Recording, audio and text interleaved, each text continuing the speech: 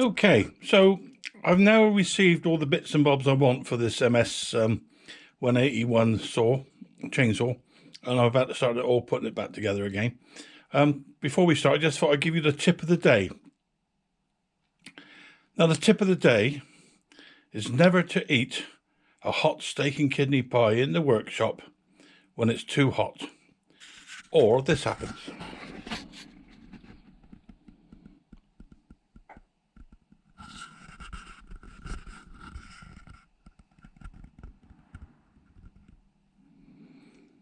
Wear it or share it.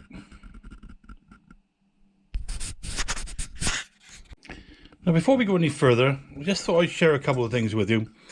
This is the barrel I've taken off, and I've checked inside it. I've cleaned it all up and it's absolutely fine. And this is the one from another MS181, 181C. Now, I had no idea about this, but just to show you the differences on the intake manifold. Can you see the difference? Now, they're both MS181 barrels, but there is a difference. And whether or not it's to do with the C on the end, I don't know. But again, you can see the difference up here. That's not a major issue. It's only a spark plug hole, and they're both the same size. The barrels themselves are all the same length, the same diameter. And until you take a really close look, you can't see a difference. However, if you go to try and fit a 181C inlet manifold to a 181, it won't fit. Interesting. Now, not only that, I've now got the pistons arrived, and once again I've made a cock up, as you can imagine. Here is an aftermarket one, which I went to fit, and guess what happens? There's a clash again. So I ordered a brand new one, a proper OEM Stihl, and to be honest with you, you can see the quality difference in between the two. If I try and put the two together without falling over here. Now, there's a huge difference, in fact, in quality. And you can see on the one there I've tried to work with, I've had to try and grind down with a drum. Well, eventually got it to work, but however, I was not happy with it. So decided to go with the OEM. But as you can see, the quality is quite amazing, the difference. Mind you, so's the price. And the only other difference I did find was that the gudgeon pin goes through there, obviously. The OEM is longer. No, I beg your pardon, shorter, because there's more material, although it's exactly the same diameter. Just these little differences. So be aware. I've now learned my lesson. I'm not going to mess around with this aftermarket stuff again. It's just not worth the effort. Now moving on to the crankshaft, getting it ready. I've got new bearings if I need them, and new oil seals, obviously. Now, before I went to refit it, now you'll notice there's two here, by the way, but let's give you the story first. When this is the original one out of the barrel, and I had to cut the old main bearings off. I didn't have a puller at the time. I do now. However, when I've gone to start to reassemble, if you can look very closely, you can see where I've managed just to touch the shaft with the Dremel blade. I hope that's come into focus. And unfortunately, would you believe, that's exactly where the seal fits. Just goes about there. So there's a possibility of an oil leak. Now, there's two options here, really. Well, a couple more, in fact. I've spoken to people like Ken and Mick, and they've all made good suggestions about maybe using JB Weld and other types of hardener, and then just rubbing it down, which I may well go with. However, I've now managed to find, would you believe, another crankshaft. I forgot I even had this one. It's exactly the same. Must have come out as another 181, I guess. Although I think they are quite common to different machines. This is still fitted with its original bearings. They're both good. I have noticed, and you won't be able to see this, I'm sure, slight I don't know if you can see that. There's slight movement there, probably less than 0.2 of a mil. It's purely the outer race do it rocking like this, not the inner race. Runs smooth, there's no grunting, no grinding. And I'm tempted just to use this one.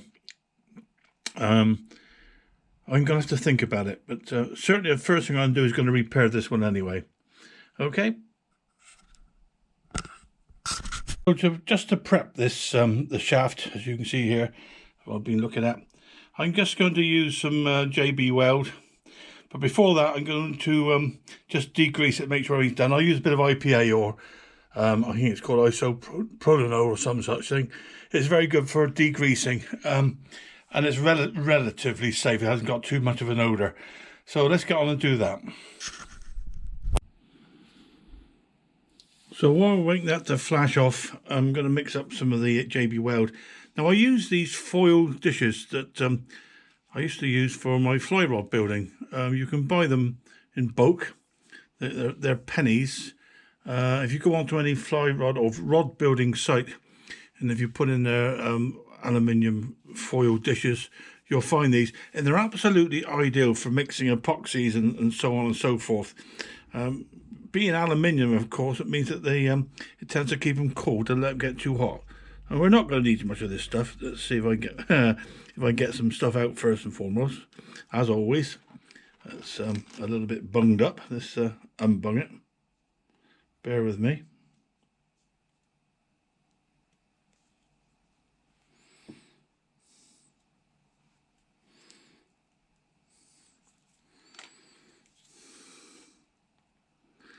I really don't need very much. That's all I'm going to need, all I'm going to use. I need to clean that nozzle as well. That's all I'm going to need. And a little bit of the, I think it's hardener this is, yeah, a little bit of hardener. Get about the same amount. It'll be about right there. I'll give that a good mix. Now I use coffee sticks. I find them really useful for this sort of job. So let's get this all mixed up a minute. As you can see, using these dishes makes life a lot easier, especially when you're only using a small amount like this. It'll take me a few. Apparently it's all got to go the same colour, all got to go grey. And even this small amount is going to be far too much for what I'm going to need. But obviously you do need to get a reasonable amount there so that you can judge the percentage of the mix. Now I think that's going together quite nicely. I think that you can see. As far as I can see, that's going to be okay to use. All turn a grey colour now, and we're ready to go. Now it's a bit cold out here in the garage, and I normally keep all this stuff stored in the house. There we go. Just to keep it at room temperature, no more than that. But let's see how we get on. So let's get on and let's just crack on and do this now. Otherwise, we'll be here all night. So I'm going to try and let you see what I'm doing here. Where are we? About there. So all I'm going to do is get some of the material, and I'm going to lay it in to the areas there. Literally just lay it in like so. Try not to put too much on. Let's try and see if we can scrape off the worst, and I'll probably make it worse now by doing that. They always say leave it alone. Let's just leave that alone. Okay, so I mean at the moment that looks a mess, but let that go off, and then we'll have another look at it and see if we can grind it down with some emery paper or some such thing, and we'll go from there. I'm trying to show the job through a glass.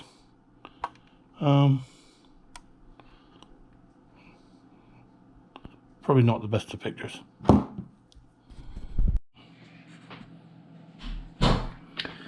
Right, I did try to show you on how I was going to use the JB Weld on this crankshaft, and I did it last night. When I reviewed the video, actually, you couldn't see very much because my hands were in the way. So I thought I'd just do it again because I do need to do a tiny bit more on it. I'm not that happy. I've got a feeling that the main area is good. That is good there, but this tiny bit there where the actual seal I'm concerned about, I still think I can feel a bit of a ridge. All right, it's a bit OTT, I know, but whilst doing the job, try and do it properly. So let's get some stuff mixed up. JB Weld, good stuff this is. I like to use these little tiny foil discs or trays or whatever you want to call them.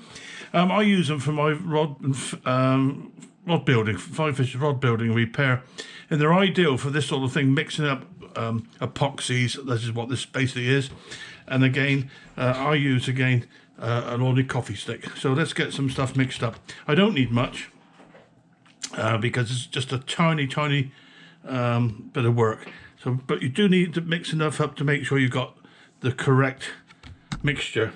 So let's get some hardener in there. I don't think it makes a lot of difference, hardener first or the Stihl first, whichever. So here comes the other bit. Let's put some in there now. Roughly the same.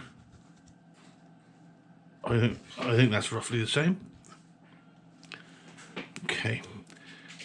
And now just to mix it up until it goes grey. So let's do that now. Try and keep my hand out of the way this time, which I did not achieve last time. So there we go, that's better.